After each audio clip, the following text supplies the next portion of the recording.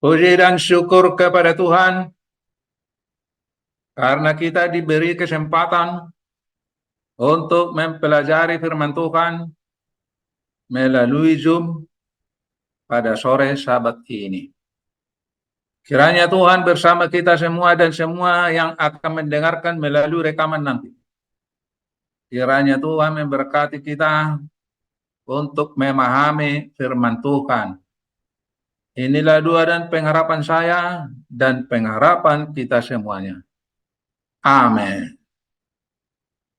Judul pelajaran kita sekarang adalah tidak paham pekabaran malaikat ketiga. Malaikat jemaat Laodikia ditegur sangat keras dengan penuh kasih sayang dari Yesus. Ditegur tapi dengan penuh kasih sayang.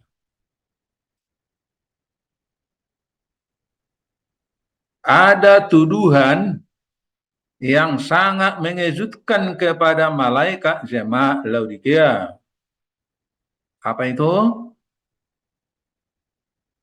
Ternyata akan ada jurang maut yang menunggu di depan gereja kita, gereja MAHK, ada jurang maut. Jurang maut apa itu? Ini sangat penting untuk kita ketahui supaya kita bisa menghindar dari jurang maut tersebut. Oleh sebab itu, apa yang harus dilakukan supaya kita selamat dari jurang yang sedang menunggu di depan gereja kita, gereja MAK. Rahasianya akan diungkap melalui seminar ini. Ikutilah seminar ini sampai selesai. Pembicara di Menenggolan, Sabat tanggal 20 April 2024. Peristiwa apakah yang sedang menunggu di depan gereja kita, gereja MAHK?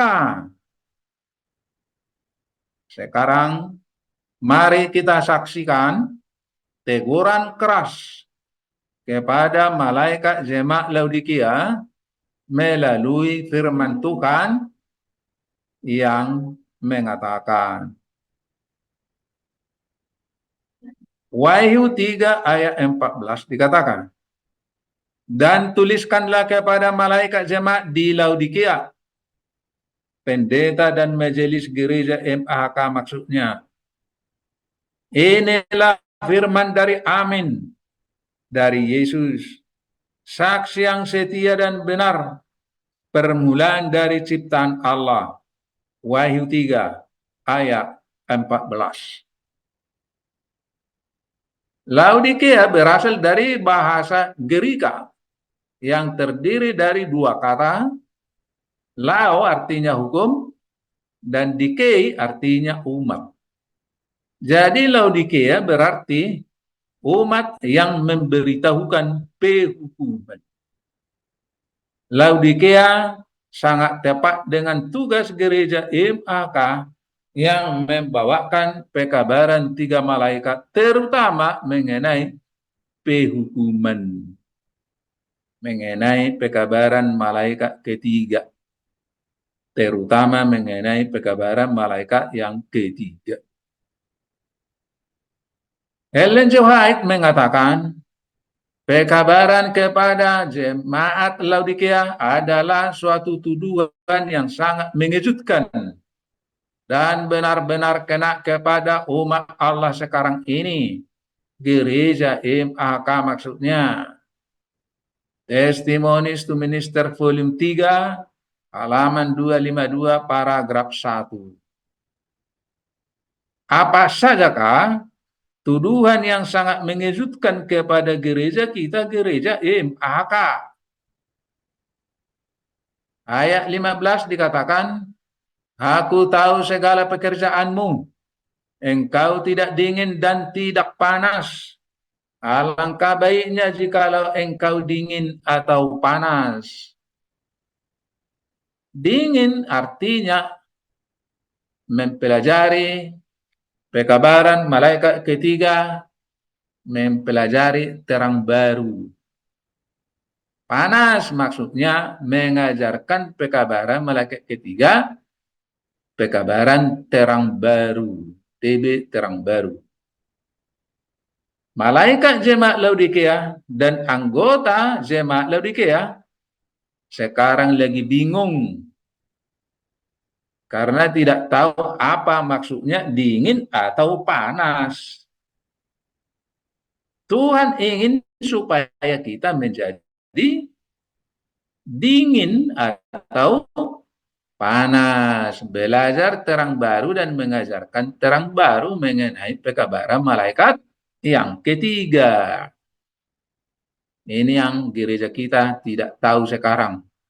Ini yang menjadi tugas kita untuk memberitahu ke gereja. Gereja kita gereja MAK.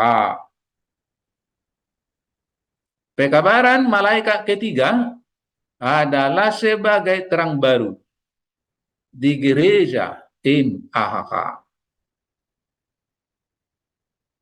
Jadi tidak dingin artinya tidak tahu pekabaran malaikat ketiga sebagai terang baru sekarang. Tidak panas artinya tidak mengajarkan pekabaran malaikat ketiga sebagai terang baru di gereja MAK. Intinya adalah malaikat jemaat Laodikea menolak pekabaran malaikat ketiga sebagai terang baru sekarang ini. Di gereja kita, gereja MAK. Terang baru itu apa? Pertanyaan disampaikan kepada saya, kata Ellen G. White. Apakah Anda mengira bahwa Tuhan masih memiliki terang baru? Masih memiliki terang bagi kita sebagai umat Allah? Saya jawab bahwa ia masih memiliki terang baru bagi kita. Kita baru memiliki kedip-kedip dari sinar terang yang masih akan diungkapkan kepada kita. Ribuan Hertz. Ternyata masih banyak ajaran gereja yang salah yang harus ditinggalkan. Bila kita tidak bisa melihat kesalahan kita, kesalahan itu tidak bisa ditinggalkan. Maka kita akan terus berjalan di dalam jalan yang salah, di jalan kegelapan. Jadi kita harus periksa apa saja yang salah di gereja kita untuk ditinggalkan. Jikalau tidak, maka kita akan terus berjalan di jalan kegelapan. Ini peringatan dari Ellen G. White yang harus kita perhatikan. Dikatakan lagi, tidak ada maaf kepada mereka yang berkesimpulan bahwa tidak ada lagi kebenaran yang akan diungkapkan dan semua firman Allah yang kita sajikan itu tanpa salah. Jadi tidak ada maaf bila menolak terang baru. Tidak ada maaf bagi yang menganggap ajaran Ellen G. White tanpa salah. Hati-hati. Karena terang baru mengenai pekabaran malaikat ketiga akan dibukakan kepada kita, maka kita pun harus siap menyambut terang baru pekabaran malaikat ketiga. Terang baru itu adalah kerajaan kemuliaan, mengenai kerajaan kemuliaan, kerajaan yang kudus, yang tanpa dosa, yang akan ada, yang akan berdiri di bumi, di Palestina. Pada masa pengadilan orang hidup. Ini perlu kita ketahui supaya kita tahu tujuan kita apa. Gereja kita tidak tahu mengenai pengadilan kepada orang hidup, maka tanggung jawab kita untuk memberitahukannya ke gereja. Itulah sebagai inti pekabaran malaikat ketiga adalah mengenai pengadilan kepada orang hidup. Kerajaan kemuliaan itulah yang disebut di dalam Matius 25 ayat 31 sampai 34. Inilah kerajaan kudus yang tanpa dosa di laut kaca bercampur api, sesuai dengan Wahyu 15 ayat 2. Itulah tempat berkumpulnya orang-orang kudus yang mengalahkan tanda binatang dan patungnya, sesuai dengan Wahyu 14 ayat 5 ayat 9 sampai 10. Tetapi malaikat jemaat Laodikia membenci kebenaran ini. Malaikat jemaat Laodikia menolak kerajaan kemuliaan yang akan berdiri di bumi pada masa pengadilan orang hidup sebelum Yesus datang kedua kali. Malang dan melarat. Inilah tuduhan besar kepada gereja kita. Para pendeta kita dikatakan malang dan melarat. Karena apa? Karena menolak terang baru.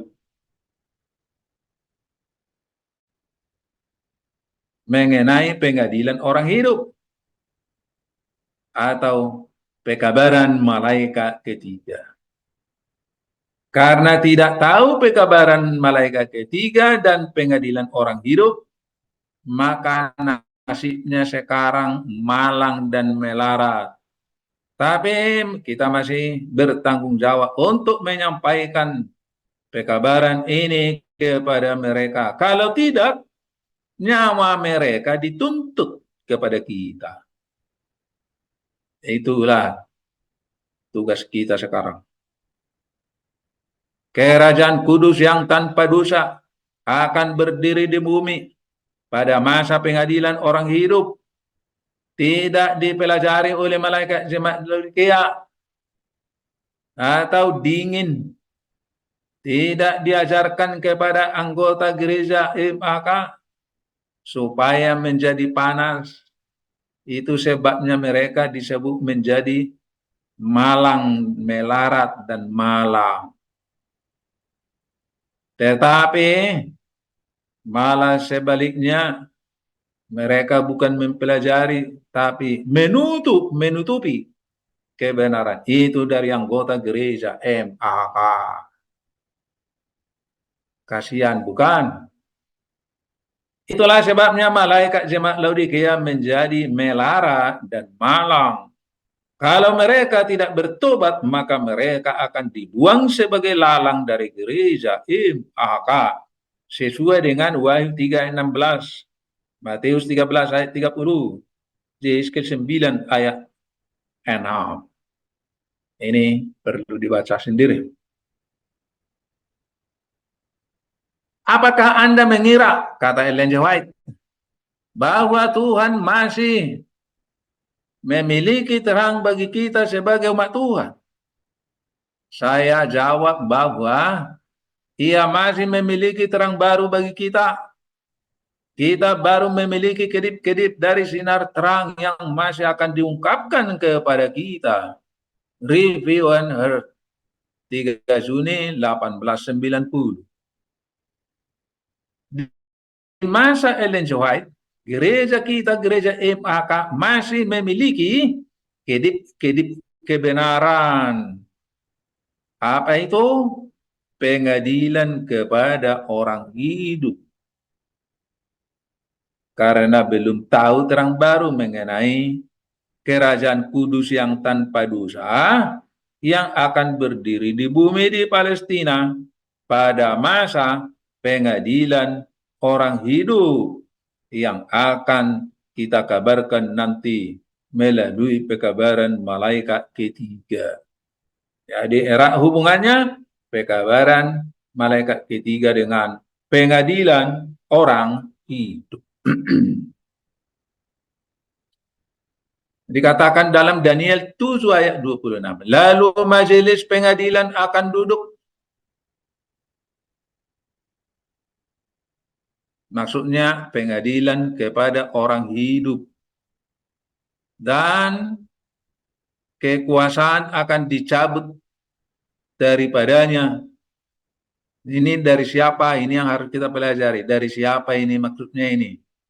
Kekuasaan akan dicabut daripadanya. Daripada siapa? Ketika pengadilan sudah duduk.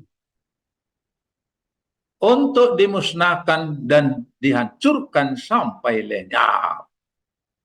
Ini yang harus kita ketahui. Kuasa siapa ini? Yang akan dihancurkan sampai lenyap ketika pengadilan orang hidup sudah berdiri. Sekarang kita akan saksikan dulu binatang bertanduk kecil. Inilah penguasa di masa 1260 tahun,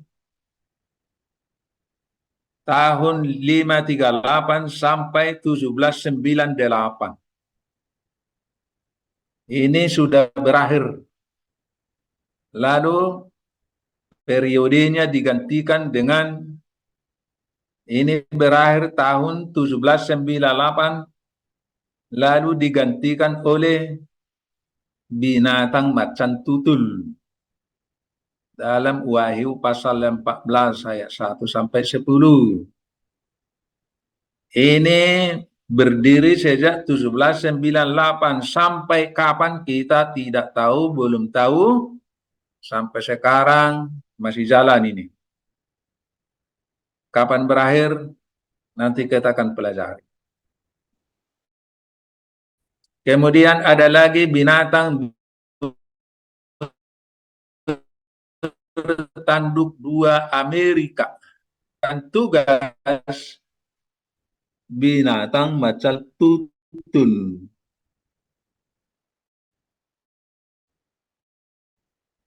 Dua binatang ini akan menciptakan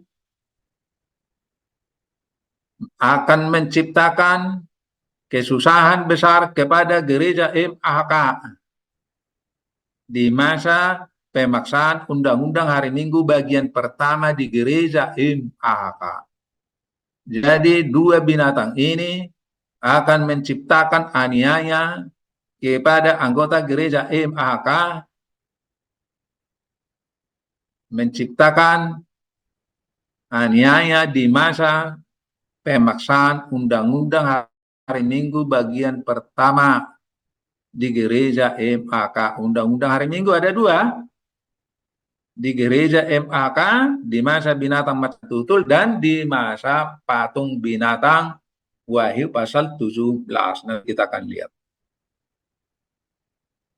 Ini sesuai dengan Wahyu 13 ayat 12. Binatang macan tutul Amerika akan memaksakan undang-undang hari Minggu. Itu untuk anggota gereja MAK. Nah, jadi pada waktu, nah dikatakan tadi, lalu majelis pengadilan akan duduk. Pengadilan orang hidup maksudnya.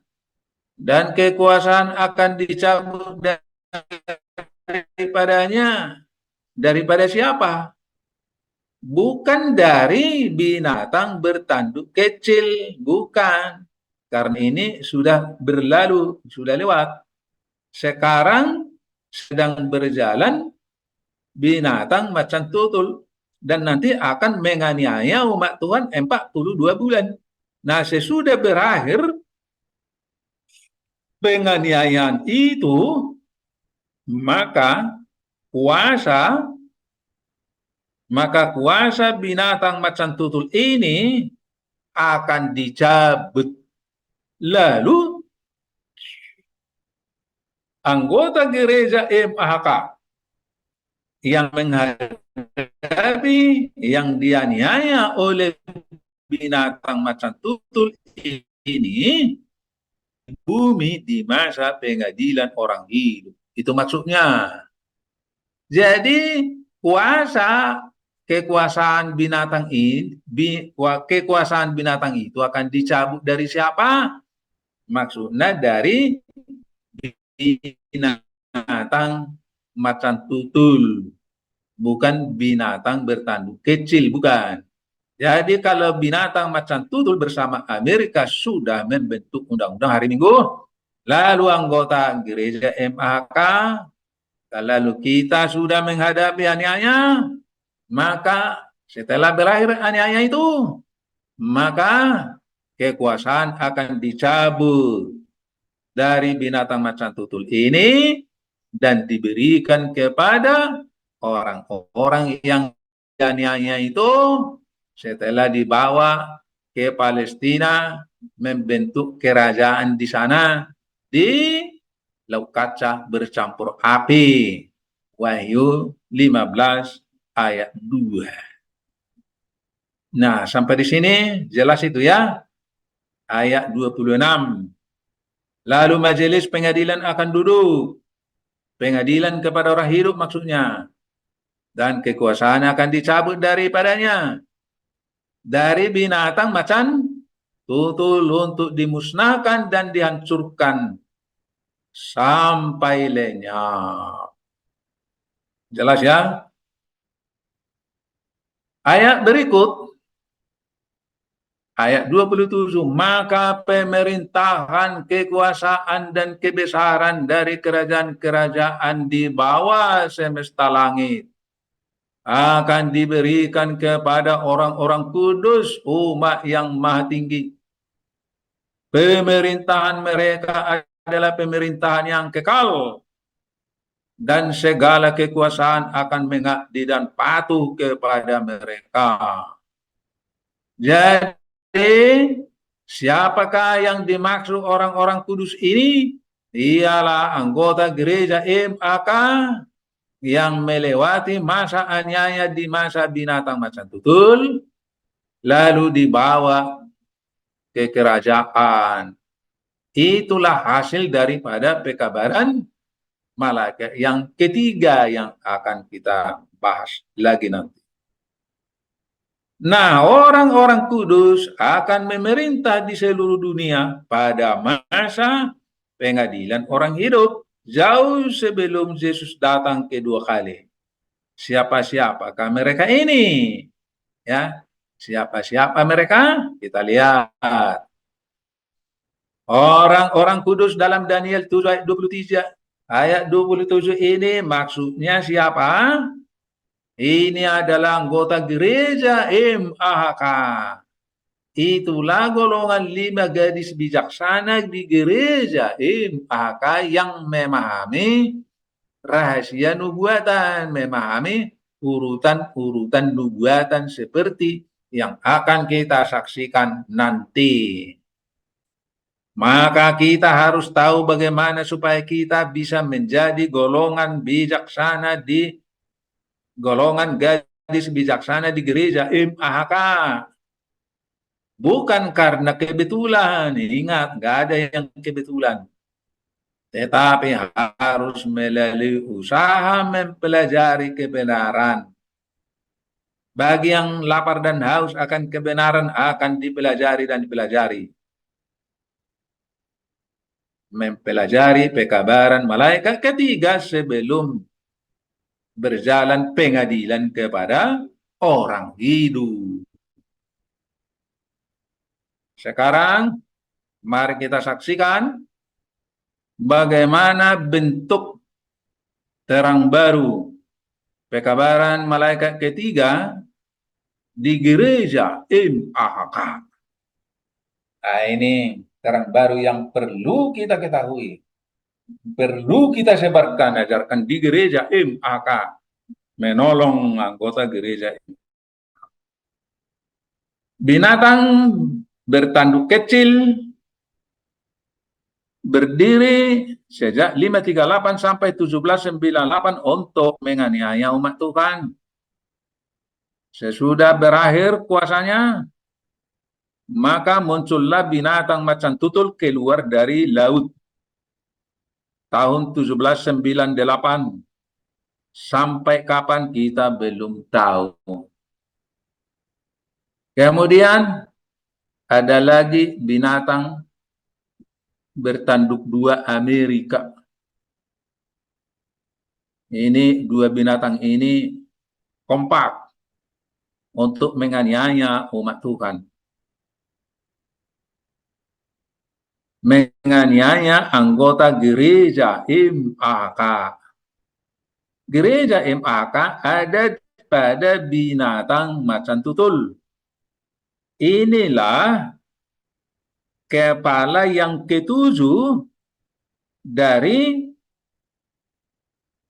7 kepala binatang macan tutul. Gereja MAK.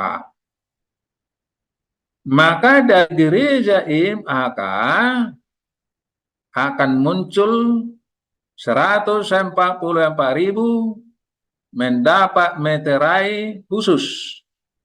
Dan ada golongan yang bersama dengan 144.000 yang selamat dari gereja MAK dengan meterai sabat.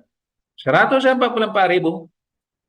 mendapat meterai khusus dan mendapat meterai sabat.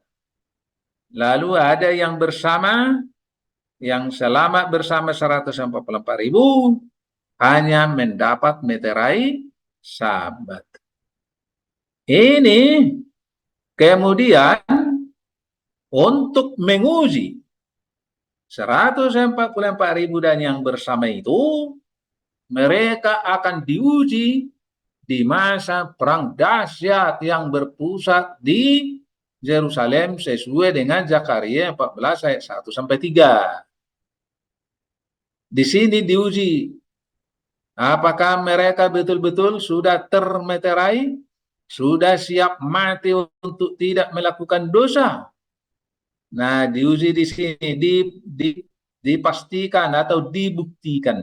Nah, diuji melalui undang-undang hari Minggu bagian pertama. Untuk memastikan bahwa mereka sudah siap mati untuk menolak tanda binatang itu, undang-undang hari Minggu. Yang akan dilakukan oleh dua binatang, binatang macan tutul dan binatang bertanduk dua. Mereka akan bekerja sama memaksakan undang-undang hari Minggu untuk anggota gereja MAK pada masa perang dahsyat di Yerusalem sesuai Zakaria 14 ayat 1 sampai 3.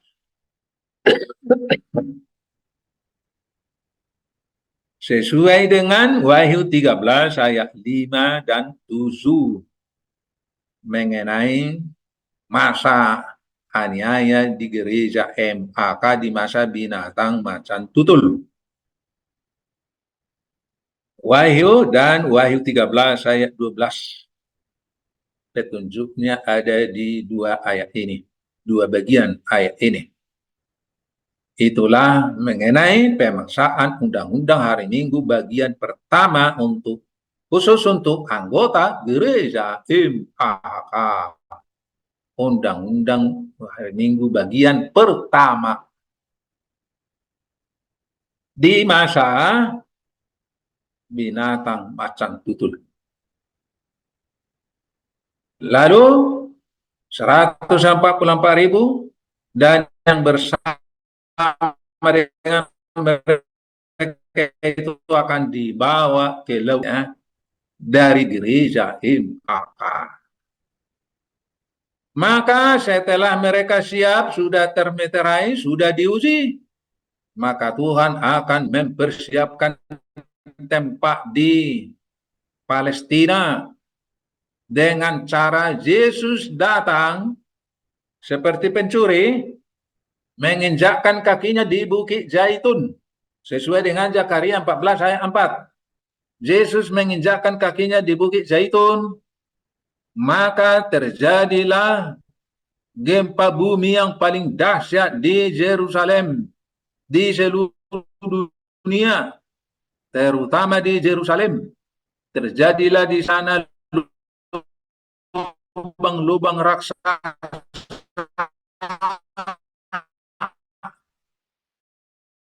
gedung-gedung raksasa runtuh masuk lubang.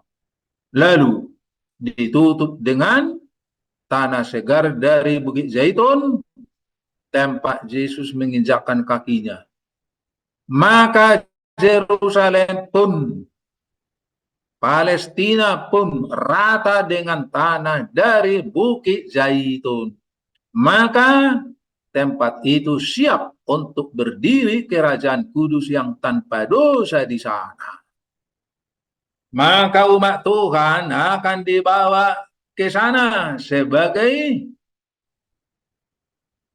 umat Tuhan 144.000 dan yang bersama mereka akan dibawa ke Yerusalem di Palestina. Inilah kerajaan kemuliaan berdiri di Palestina. Inilah yang disebut laut kaca bercampur api, Wahyu 15 ayat 2. Inilah kerajaan kudus yang tidak ada orang berdosa masuk ke sana. Semua orang kudus, hanya orang kudus yang bisa masuk ke sana, dibawa oleh malaikat-malaikat surga. Inilah kerajaan kemuliaan dalam Matius 25 ayat 31 sampai 34. Ayat 31 dikatakan Yesus datang dan duduk di atas tahta kemuliaannya. Duduknya bukan di surga, datang dari surga ke bumi. Lalu duduk di atas tahta kemuliaannya di bumi. Sesuai dengan Matius 25 ya, 31 sampai 34. Para pendeta kita menyalahartikan ayat ini karena tidak percaya ada kerajaan berdiri di Palestina.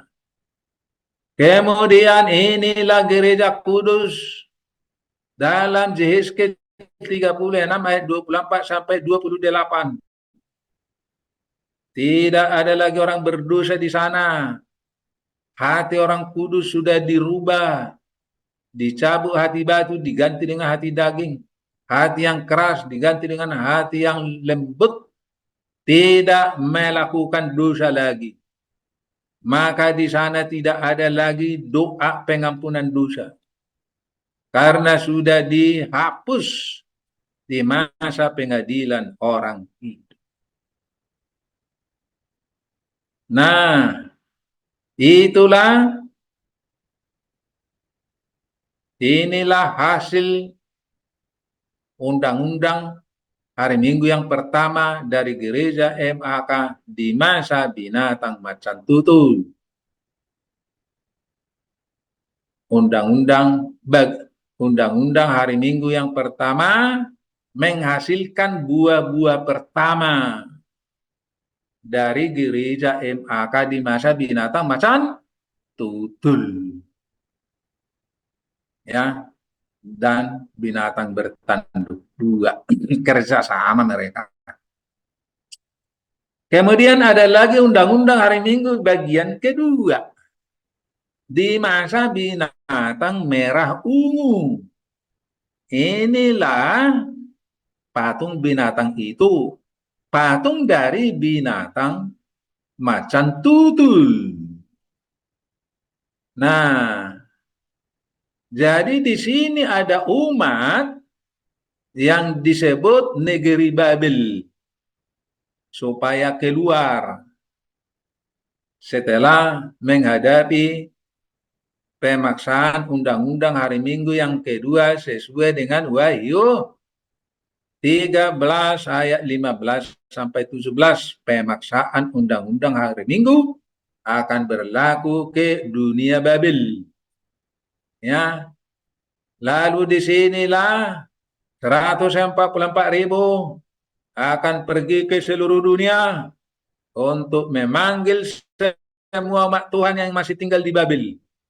untuk dibawa ke kerajaan. Inilah buah-buah kedua dari dunia yang dibawa ke dalam kerajaan. Jumlahnya tidak terhitung banyaknya.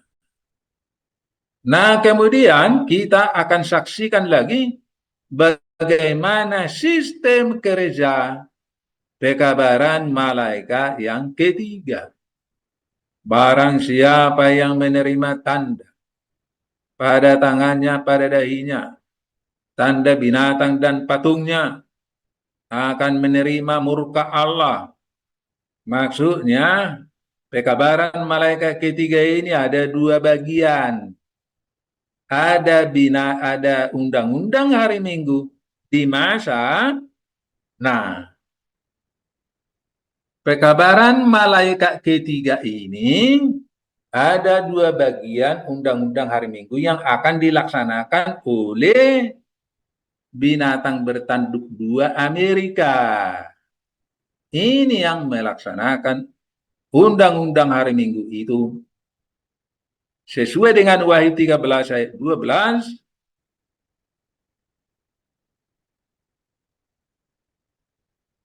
Sesuai dengan Wahyu 13 ayat 12, ya, undang-undang hari Minggu akan dipaksakan oleh Amerika di masa binatang macan tutul.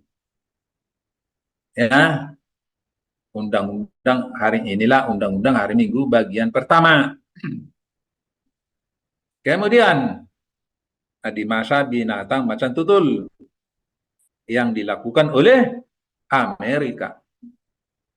Kemudian undang-undang hari Minggu bagian kedua. Undang-undang hari Minggu bagian kedua akan dilaksanakan oleh Amerika di masa patung binatang itu. Ya, ini bagian keduanya. Jadi hasil orang-orang yang sukses mengalahkan binatang dan patungnya, itulah yang akan berada di laut kaca bercampur api kerajaan kemuliaan di Palestina. Inilah pekabaran malaikat ketiga. Di dalam pekabaran malaikat ketiga ada tanda binatang dan patungnya. Tanda binatang apa sih? Maksudnya undang-undang hari Minggu di masa binatang macan tutul dan di masa binatang merah ungu. Jadi ada dua binatang pada pekabaran malaikat ketiga, itulah binatang macan tutul dan binatang merah ungu. Itulah patungnya, artinya melakukan undang-undang hari Minggu seperti di masa binatang macan tutul. Makanya itu disebut sebagai patung. Nah, sampai di sini jelas ya. Jadi buah-buah pertama dan buah-buah kedua, buah-buah pertama dan buah-buah kedua tadi akan dibawa ke kaca bercampur api. Itulah kerajaan kemuliaan di Palestina.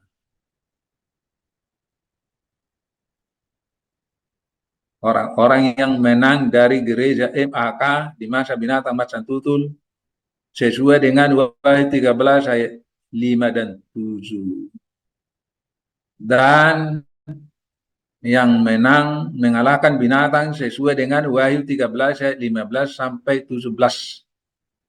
Ya, inilah pekabaran malaikat ketiga. Pemenangnya akan dibawa ke laut kaca bercampur api. Itulah kerajaan kemuliaan di Palestina. Ini sangat jelas ya. Mungkin kalau ada pertanyaan sebelum kita lanjutkan, silakan kalau ada pertanyaan mengenai pekabaran malaikat ketiga. mengenai ujian yang sedang menunggu di depan kita. Ada pertanyaan sampai di sini? Silakan. Lebih baik Sebelum lebih baik dilanjut daripada nanti terputus rekamannya. Jadi baik, kita lanjut. Menguji pekabaran malaikat ketiga yang benar. Jadi, pekabaran malaikat ketiga di gereja MAK yang diajarkan oleh para malaikat jemaat Laodikia. Ini perlu tahu ini. Pekabaran malaikat ketiga di gereja MAK dan di dunia Davidian hanya ada satu undang-undang hari Minggu. Kenapa begitu? Oleh karena Ellen G. White mengatakan 42 bulan, ini dia 42 bulan ini, kata Ellen G. White, adalah di masa binatang bertanduk kecil 1260 tahun sejak 538 sampai 1798. Ini kata Ellen G. White. Kemudian Victor Khotib juga mengatakan hal yang sama. Makanya jangan heran kalau para pendeta gereja MAK mengajarkan undang-undang hari Minggu itu hanya satu kali. Itulah undang-undang hari Minggu yang terdapat di dalam Wahyu 13 ayat 14 sampai 17. Jadi, oleh karena undang-undang hari Minggu di sini itu masa lalu. Jadi mereka mengajarkan bahwa undang-undang hari Minggu yang mereka hadapi, yang kita hadapi katanya adalah Wahyu 13 ayat Wahyu 13 ayat 14 sampai 17. Padahal itu adalah undang-undang hari Minggu di masa binatang merah ungu. Salah. Nah, kemudian Davidian mengajarkan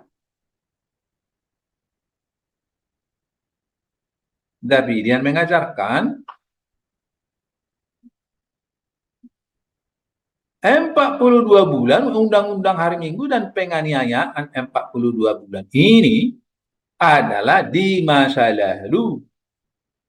Di sini. Jadi yang ada di depan hanya satu undang-undang di masa binatang merah ungu.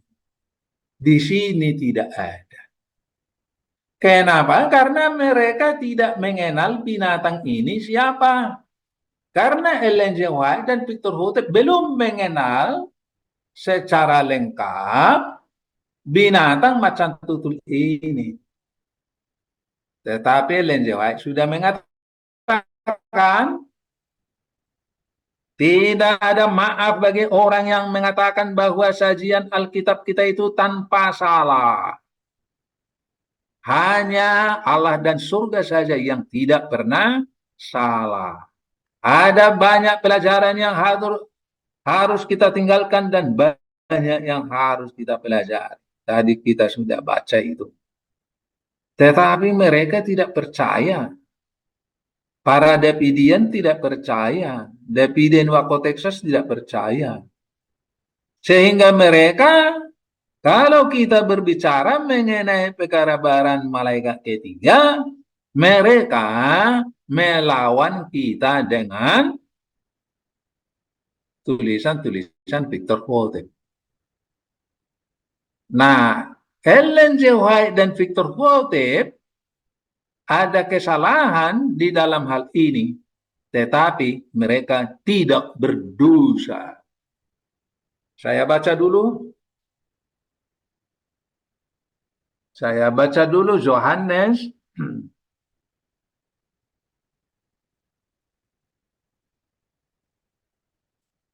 Yohanes 15 ayat 22 dikatakan, sekiranya aku tidak datang dan tidak berkata-kata kepada mereka, mereka tentu tidak berdosa. Tetapi sekarang mereka tidak mempunyai dalil bagi dosa mereka. Artinya, mereka yang mengajarkan yang salah tidak dosa kalau belum dibuka kebenaran mengenai kesalahan itu. Begitu juga dengan Ellen G. White dan Victor Houghton, mereka tidak berdosa mengajarkan yang salah karena mereka belum tahu yang benar. Tetapi bagi mereka yang sudah mendengar, bagi mereka yang kita sudah ajarkan, jelaskan permasalahan ini, tapi ditolak, mereka menjadi berdosa kepada Roh Suci, dosanya tidak bisa diampuni, sama seperti orang-orang Yahudi dulu yang menolak Yesus. Nah, sekarang mari kita lihat bagaimana persoalannya. Bagaimana di mana letak kesalahan mereka. Saya baca dulu Wahyu 13 ayat 1. Dikatakan, dan ia tinggal berdiri. Lalu aku melihat seekor binatang keluar dari dalam laut bertanduk 10 dan berkepala 7. Di atas tanduk-tanduknya terdapat 10 mahkota dan pada kepalanya tertulis nama-nama hujat. Nah, ini dia. Ada 10 tanduk bermahkota dan ada 7 kepala bertuliskan hujat. Ayat 2. Binatang yang kulihat itu serupa dengan macan tutul dan kakinya seperti kaki beruang,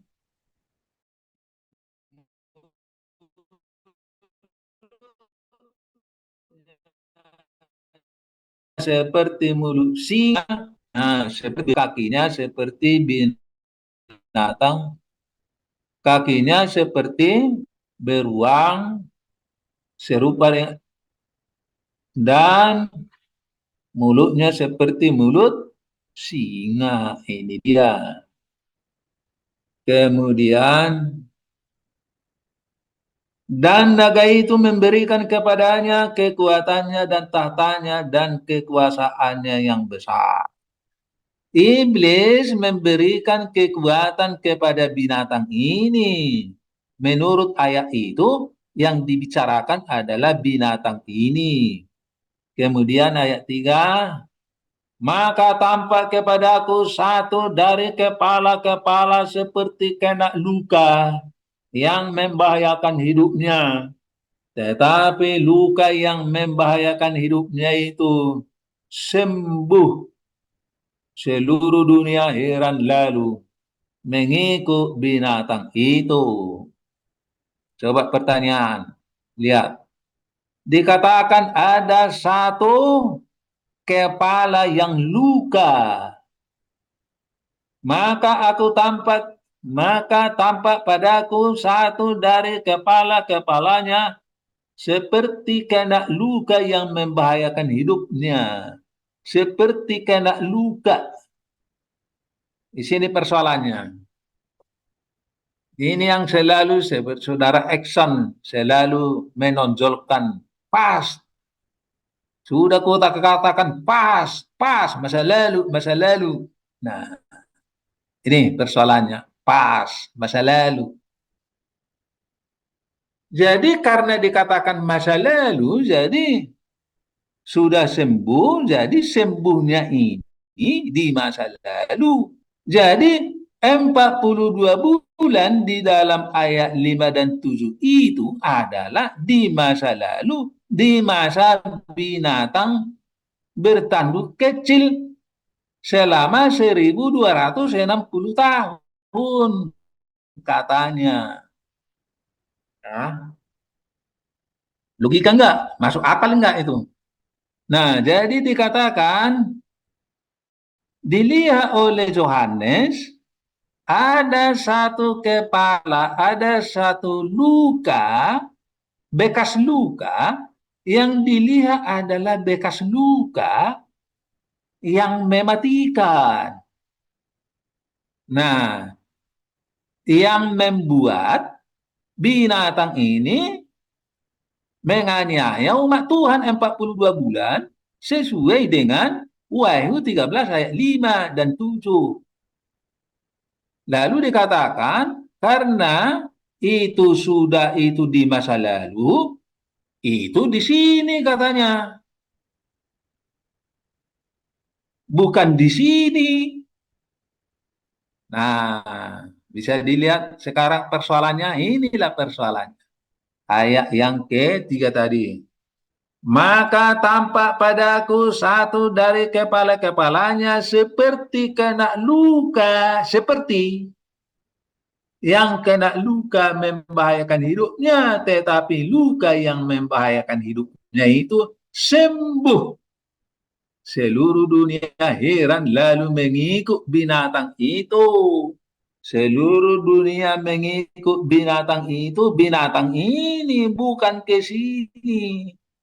Ingat, tidak ada hubungan sembuhnya luka ini di sini.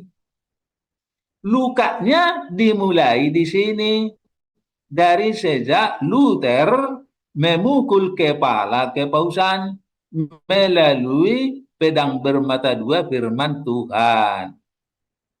Tetapi sembuhnya bukan di sini, tapi binatang ini yang disebut.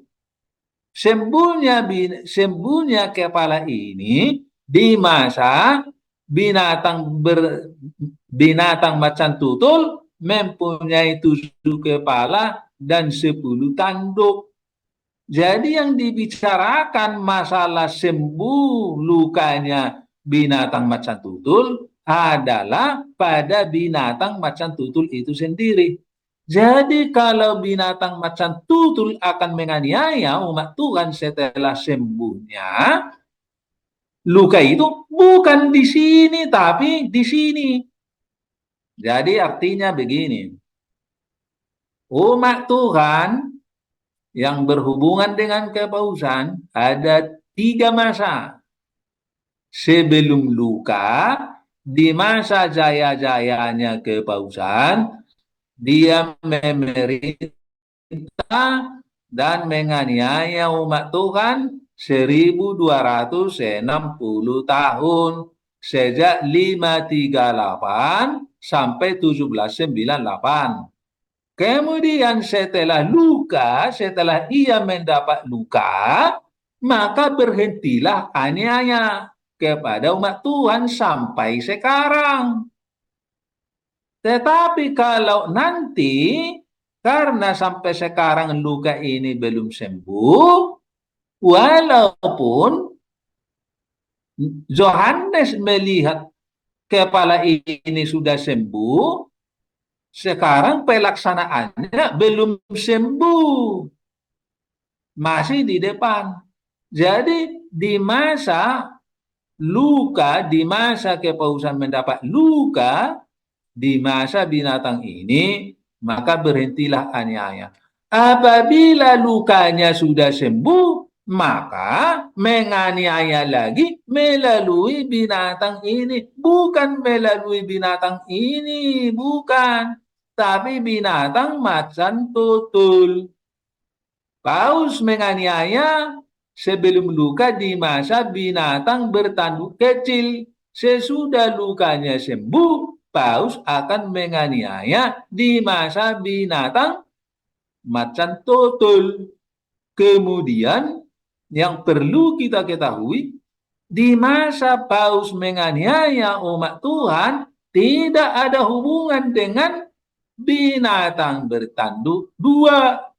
Karena binatang bertanduk dua muncul oleh orang-orang yang lari dari Amerika karena dianiaya. Tidak ada hubungan membuat aniaya di sini. Malah ini yang teraniaya. Makanya lari ke Amerika. Jadi, um, jadi kepausan menganiaya umat Tuhan di masa ini adalah bersama dengan binatang bertanduk dua.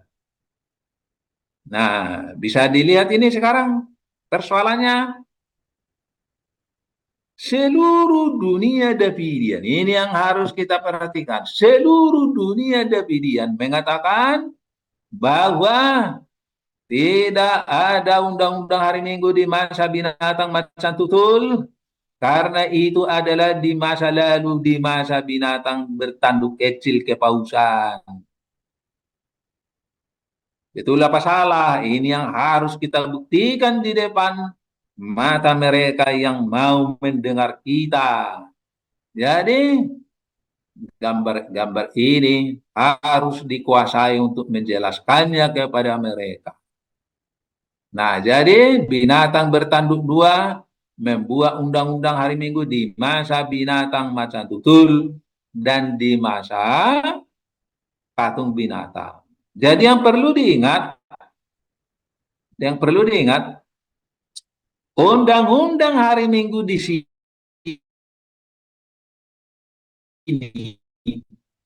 adalah dilaksanakan di depan mata binatang itu katanya. Artinya persetujuan binatang ini. Mereka kompak membuat undang-undang hari Minggu pertama itu di masa 42 bulan. Masa aniaya di gereja MAK. Inilah sekarang yang menjadi persoalan antara Davidian Salem dengan Davidian Wako dan semua Davidian di seluruh dunia. Karena mereka tidak percaya apa yang dikatakan oleh Sister Hotep. Ini persoalannya. Mereka tidak percaya apa yang dikatakan oleh Sister Hotep. Sebelum Victor Hotep meninggal, Hotep mengatakan 42 bulan itu tidak semua ke belakang. Karena juga ada ke belakang di dalam Wahyu pasal 12. Ya, itu sebutan 42 bulan mengenai 1260 tahun. Itu di masa ini. Di masa binatang bertanduk kecil. Tidak semua, artinya ada satu ke depannya. Ini ke depan ini. 42 bulan, Wahyu 13 ayat 5 adalah ke depan, maksudnya di masa binatang macan tutul sesudah sembuh lukanya. Sampai sekarang belum sembuh total. Ada kesembuhan yang ketiga belum. Sesudah kesembuhan yang ketiga itu sembuh total lah luka itu, barulah menganiaya binatang macan tutul oleh Amerika. Ya, jadi jelas itu ya. Jadi bukan hanya binatang ini dibantu oleh Amerika, atau pelaksananya adalah Amerika binatang bertanduk dua. Bisa dipahami sekarang persoalan? Jadi gereja kita, para pendeta kita tidak tahu, tidak mengenal pekabaran malaikat ketiga. Binatang itu siapa? Patungnya siapa? Ah, undang-undang hari Minggu di masa patung, mereka bilang itu untuk kita katanya karena mereka tidak melihat ini. Ya, Davidian mengatakan tidak ada ke kita itu, di masa patung itu ke dunia Babel katanya. Kita nggak ada undang-undang hari Minggu.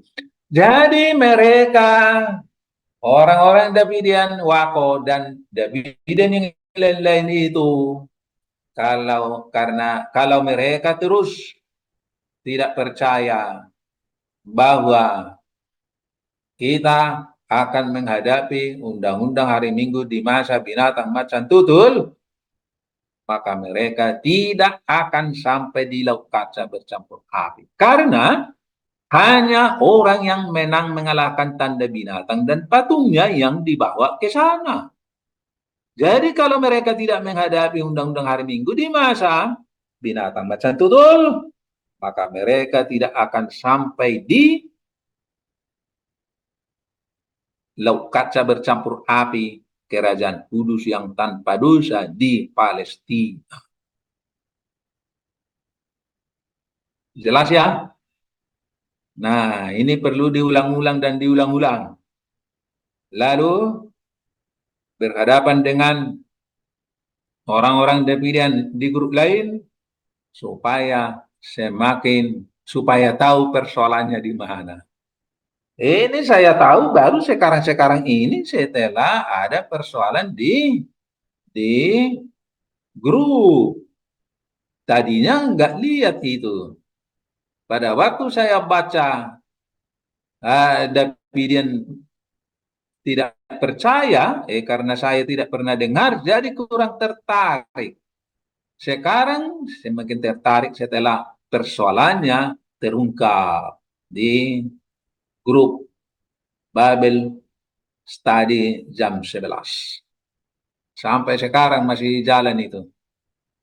Saya masih dituntut untuk menjelaskan mengenai 42 bulan ini setelah lama tanya jawab bersama dengan Exxon Opus Sungguh. Jadi ini nanti akan terus dipelajari. Saya kira cukup jelas ya. Kita teruskan. Mungkin ada pertanyaan, silahkan. Terang baru adalah pekabaran malaikat ketiga. Pemenangnya dibawa ke laut kaca bercampur api. Itulah kerajaan Kudus yang tanpa dosa di Palestina. Jadi karena engkau suam-suam kuku dan tidak dingin atau panas, aku akan memuntahkan engkau dari mulutku. Nah, termasuk juga orang-orang Davidian ini. Makanya kita Davidian Salem, tugas kita besar kepada gereja MAHK dan kepada semua grup Davidian. Harus kita kabarkan pekabaran malaikat ketiga. Sampai sekarang malaikat jemaat Laodikia dan anggota jemaat Laodikia tidak tahu apa arti suam-suam kuku. Termasuk orang Davidian itu. Tidak tahu arti tidak dingin dan tidak panas. Termasuk orang Davidian. Karena diartikan harafiah. Makanya jadi kacau. Dingin artinya tidak belajar pekabaran malaikat ketiga yang benar. Panas artinya tidak mengajarkan pekabaran malaikat ketiga yang benar. Jika tidak berubah, akan dimuntahkan, dibuang sebagai lalang dari gereja MAHK.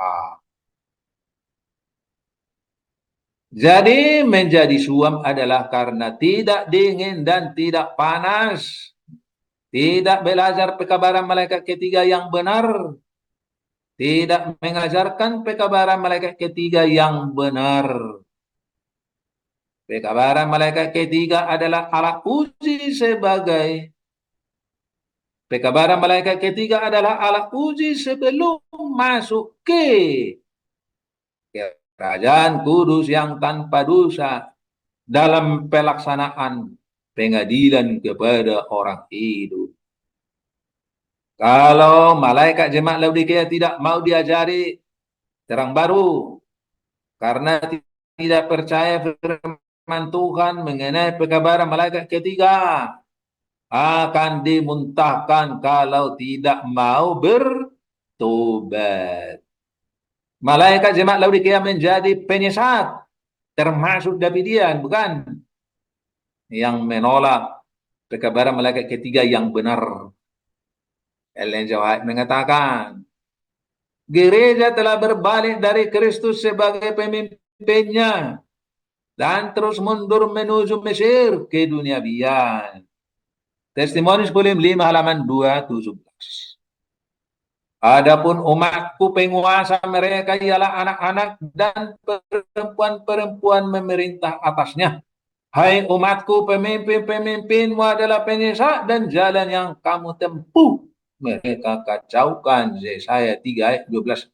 Kalau tidak paham pekabaran malaikat ketiga, akan kalah dikalahkan oleh binatang macan tutul. Karena binatang yang dimaksud dalam pekabaran malaikat ketiga adalah binatang macan tutul yang akan membuat undang-undang hari Minggu bersama dengan Amerika. Kalau tidak menolak, karena di sana ada undang-undang hari Minggu yang lunak, ada tipuan di sana menipu mereka masuk persekutuan itu karena tidak paham rahasia pekabaran malaikat ketiga. Karena tidak paham rahasia pekabaran malaikat ketiga, maka pendeta gereja MHK dan pendeta-pendeta Davidian menjadi penyesat. Ya, seperti yang sudah saya jelaskan mengenai binatang macan tutul. Dulu ada 50-an kelompok Davidian. Mungkin ada 100-an sekarang barangkali. Semua itu menjadi tugas kita untuk membawa kekabaran supaya mereka bisa selamat. Itu tugas kita. Sebab orang yang mengendalikan bangsa ini adalah penyesat dan orang-orang yang dikendalikan mereka menjadi kacau, ya, tersesat, terbuang. Malaikat jemaat Laodikia, pendeta gereja MHK dan pendeta Davidian yang menjadi penyesat kalau menolak kerajaan kemuliaan akan berdiri di bumi di masa pengadilan orang hidup sebelum Yesus datang kedua kali. Davidian percaya kerajaan kemuliaan ini berdiri di Palestina sebelum Yesus datang kedua kali, tapi ada persoalan. Pekabaran malaikat ketiga salah arti. Tuhan sengaja menyembunyikan kebenaran itu dari Ellen G. White dan Victor Hotep untuk menguji anggota gereja MAK dan orang-orang Davidian siapa yang betul-betul serius mempelajari firman Tuhan, siapa yang jujur mau mempelajari firman Tuhan, yang haus dan lapar akan kebenaran semuanya diuji. Kalau hanya ikut-ikutan seperti di masa William Miller, lenyaplah mereka. Dari 50.000 orang di zaman William Miller, hanya 50 orang yang sukses. Ya. Dari Davidian ada berapa nanti yang sukses? Semua grup Davidian mengatakan Davidian Salem kecil sedikit, ngomong aja itu katanya. Tapi mereka banyak, mungkin sudah puluhan ribu sekarang. Apa gunanya, apa artinya kalau mereka tidak tahu ujian terakhir keselamatan gereja MHK. Kalau gereja kita sekarang ini sudah ada kira-kira 25 juta, ya tidak heran kalau nanti di sana mendengarkan pekabaran ada 1 juta atau 2 juta yang mendengarkan pekabaran kita di sana. Jadi tidak perlu heran, makanya Don Eder mengatakan kita tidak mencari anggota. Kita hanya belajar mengajarkan pekabaran malaikat ketiga. Ini tugas kita, bukan mencari anggota. Tugas kita hanya belajar mengajarkan pekabaran malaikat ketiga. Karena ini ujian terakhir untuk gereja MAK. Apabila pemaksaan hari Minggu sudah terlaksana, ini tinggal dikit-dikit lagi ini waktunya, sudah dekat. Apabila pemaksaan undang-undang hari Minggu sudah tercetus dari dunia Eropa dan Amerika, Persatuan Amerika dan Eropa, maka disitulah seruan nyaring pekabaran malaikat ketiga yang akan disampaikan oleh Davidian Salem ke semua gereja MAK. Tolak ini persekutuan. Sudah berisi undang-undang hari ini. Tolak. Kalau enggak, kena hukum. Itu yang harus kita beritakan. Seruan nyaring malaikat ketiga akan disampaikan oleh Davidian Salem ke gereja MAK dan ke seluruh dunia Davidian. Jelas itu ya? Nah, karena mereka sudah menjadi penyesat, bukan hanya pendeta gereja MAK, tapi juga pendeta Davidian. Tapi jangan lupa,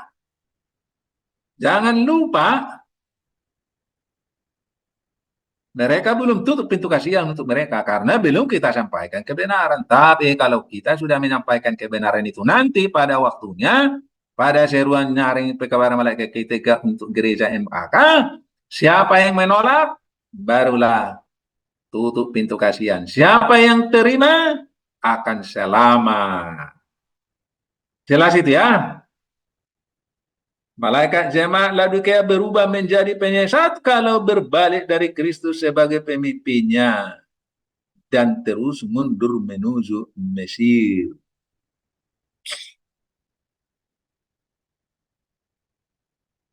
Kenapa malaikat jemaat Laodikia membawa ajaran sesat?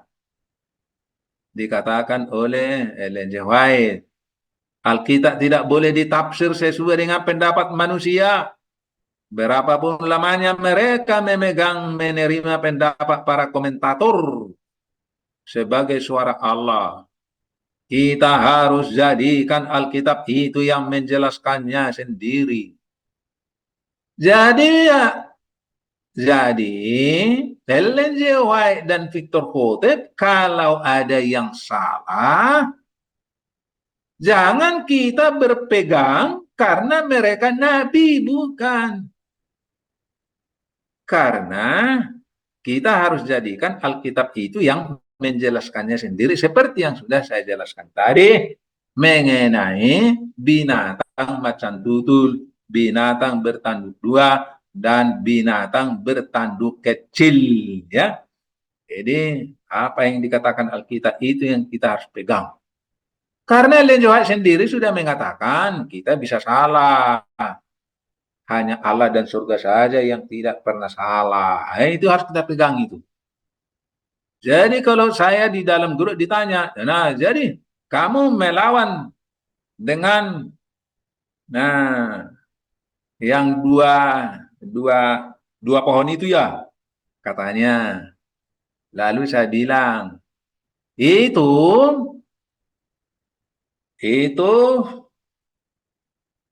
minyak emas yang dibawa dari dua pohon zaitun itu oleh dua pipa itu masuk ke mangkok emas. Ingat, tidak semua tulisan Ellen G. White dan Peter Houghton sebagai emas. Karena ada yang salah. Jadi kalau ada yang salah, jangan dimasukkan itu ke mangkok. Itu harus menguap hilang. Jangan dimasukkan itu ke mangkok. Jadi tidak semua tulisan Ellen G. White dan Peter Houghton masuk ke mangkok. Kalau kita memaksakan ajaran yang salah masuk ke mangkok untuk dimasukkan ke tusuk kaki Dian, itu namanya membawa api asing ke dalam Ka'bah. Akan dibunuh seperti Nadab dan Abihu membawa api asing ke dalam Ka'bah untuk membakar korban-korban. Langsung mereka dibunuh.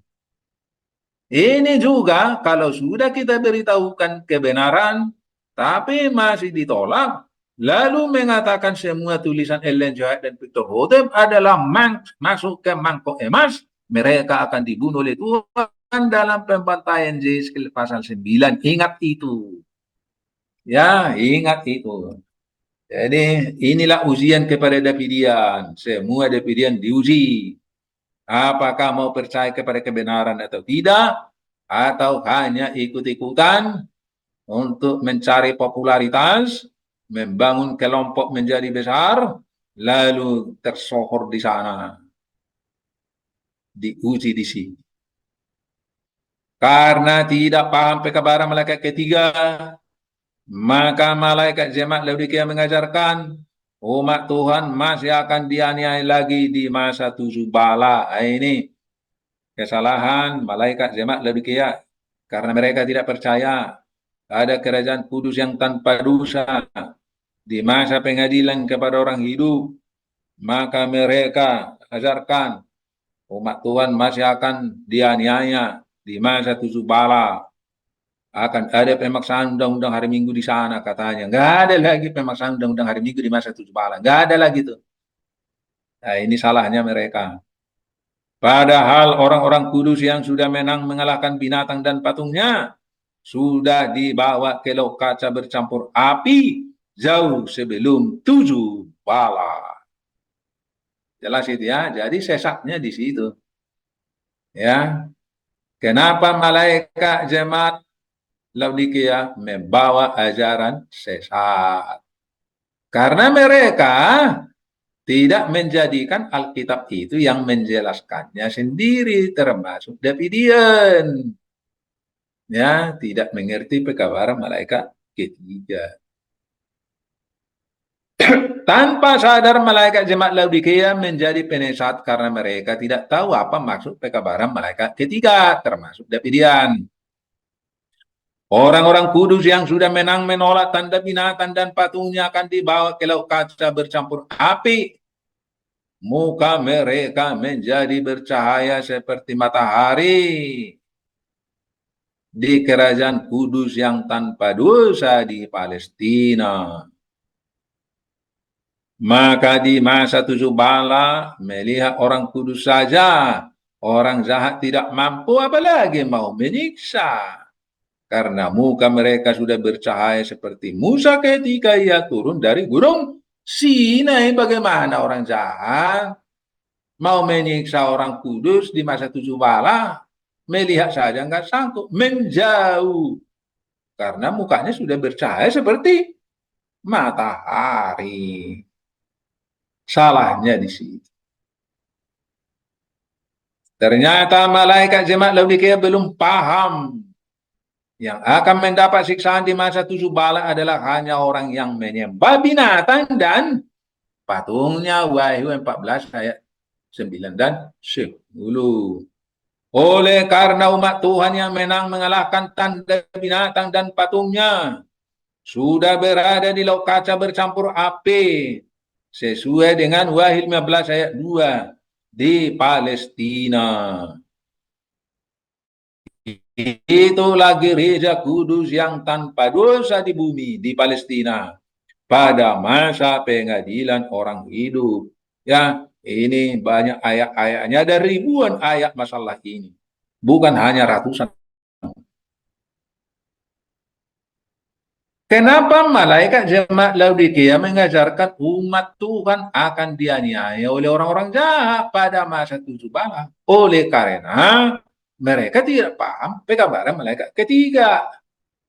Padahal semua orang kudus yang menolak undang-undang hari Minggu yang dari gereja yang maka di masa binatang macan tutul dan yang dari dunia Babylon di masa patung binatang itu, ya sesuai dengan ayat ini, semuanya akan dibawa ke laut kaca bercampur api. Itulah gereja kudus yang tanpa dosa di Palestina sebelum 7 bala, jauh sebelum Yesus datang kedua kali. Maka tidak ada alasan bagi malaikat jemaat Laodikia untuk mengajarkan orang-orang kudus masih akan mendapat kesusahan besar dari orang-orang jahat di masa 7 bala. Nggak ada alasan. Tidak ada alasan undang-undang hari Minggu akan dipaksakan kepada orang-orang kudus di masa tujuh bala. Seperti yang diajarkan oleh malaikat jemaat Laodikia. Enggak ada alasan. Oleh tapi pada waktu pengadilan orang hidup dilaksanakan di Palestina sebelum tujuh bala, jauh sebelum Yesus datang kedua kali. Sekarang kita akan saksikan ajaran dari malaikat jemaat Laodikia yang sangat menyesatkan, yang membuat mereka jadi melarat dan malang. Oleh karena mereka sudah menjadi miskin, buta, dan telanjang. Ini dia. Mari kita lihat. Nah, kronologi of last day event. Ya, the time of the end. Ya, the day of the Lord, hari Tuhan. Nah, ini hari Tuhan. Close probation, tutup pintu kasihan. Setelah tutup pintu kasihan, nah kita lihat ini. Third angels message, pekabaran tiga malaikat dari sini sampai sini. Kemudian close probation, tutup pintu kasihan. Jadi dari close probation, apa yang terjadi? Terjadilah the seven last plus, tujuh bala dijatuhkan. Apa ini? Tujuh bala dijatuhkan. The time of last trouble. Ya, masa kesusahan besar, yang besar. Great time of trouble, kesusahan besar. Ya, Jacob trouble. Bagaimana Jacob trouble, kesusahan besar di masa tujuh bala, sedangkan umat Tuhan tidak ada. Sedangkan umat Tuhan sudah berada di laut kaca bercampur api. Modelnya umat Tuhan di masa tujuh bala sama seperti bangsa Israel di Mesir. Ketika 10 bala dijatuhkan di Mesir, di tempatnya orang-orang Israel nggak ada itu. 10 bala itu nggak ada sama sekali. Mereka aman. Begitulah di masa tujuh bala, seluruh dunia mendapat kesusahan besar, tetapi di Yerusalem, di Palestina, aman sentosa. Makanya mereka mau berusaha, mau melenyapkan, tetapi ya itu di Yehezkiel pasal berapa itu ya, nanti dibaca itu. Kita pelajari nanti itu. Nanti mereka akan saling membunuh sendiri di sekelilingnya. Sama seperti di dunia baru. Sesudah 1000 tahun. Umat Tuhan masih diberi kesempatan 100 tahun. Orang-orang jahat setelah bangkit dari kubur masih diberi waktu 100 tahun membangun senjata untuk menggempur Yerusalem baru. Tetapi setelah mereka mau menggempur Yerusalem baru, muncullah tayangan CCTV, istilah kita CCTV, rekam jejak, ya, diperkenalkanlah rekam jejak mereka semua, dosa-dosa mereka dilihat semua, maka mereka akan mengatakan, ya Tuhan, adillah Engkau, bunuhlah kami. Barulah dibunuh dengan api neraka dari surga itu sesudah 1000 tahun. Tetapi di masa tujuh bala ini, orang-orang jahat mau mengepung umat Tuhan, tetapi mereka saling membunuh antara satu sama lain. Ya, ada tertulis. Nanti kita akan pelajari. Jadi sudah jelas ya, inilah dari pimpinan gereja kita pelajaran kronologi last day event, kejadian-kejadian di akhir zaman. Ya. Nah, ringkasnya saya tulis begini, ringkasnya yang tadi nih, ya. Close provision. Nah, ini Holy City Design, ya. Nah, Holy City Design turun. Dan kota suci turun sesudah 1000 tahun. Ya. Great time of trouble, kesusahan besar Yakub, that decree, ada hukuman mati di sini kepada umat Tuhan oleh orang jahat. Bagaimana bisa di sini sudah bercahaya seperti matahari? Sudah ketakutan mereka. Ya,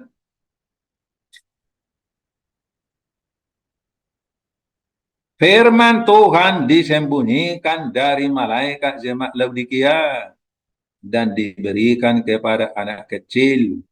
Matius 11 ayat 25.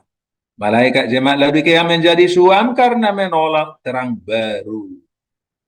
Kerajaan kudus yang tanpa dosa di bumi di Palestina di masa pengadilan kepada orang hidup. Saya baca dulu Matius 11 ayat 25. Dikatakan, pada waktu itu berkatalah Yesus, aku bersyukur kepadamu ya Bapa, Tuhan langit dan bumi, karena semuanya itu engkau sembunyikan bagi orang bijak dan orang-orang pandai, tetapi engkau menyatakan kepada orang kecil. Jadi, inilah orang-orang pandai di gereja kita yang punya titel-titel S1, S2, S3, tetapi firman Tuhan mereka tidak bisa melihatnya, diberikan kepada kita anggota-anggota biasa, anak kecil di gereja MAK. Jadi sering kita diajak, alah orang ini nggak ada S1 teologianya, S2 apalagi S3 katanya. Titor Hotep nggak ada S-nya katanya. Kok percaya katanya. Jadi mereka lebih percaya kalau ada S1, S2 teologi, S3 teologi di gereja kita. Padahal sudah dikatakan, firman disembunyikan dari mereka, diberikan kepada anak kecil, orang-orang biasa di gereja MAK. Jadi tidak perlu heran kalau kita tahu, mereka nggak tahu. Karena Tuhan memberitahu kepada kita. Kita kasih tahu mereka, mereka bisa selamat. Tapi kalau mereka nggak mau, mereka menolak, mereka nggak selamat. Sama seperti di masa rasul-rasul. Rasul-rasul itu orang-orang kecil. Ya, hanya satu di situ orang besar, Paulus. Tapi dia harus mengalami masa kesusahan besar. Sampai di sini, kalau masih ada pertanyaan, silahkan. Kiranya Tuhan memberkati kita semua untuk memahami firman Tuhan, terutama mengenai terang baru, mengenai pekabaran malaikat yang ketiga. Kiranya Tuhan memberkati kita semua. Amin.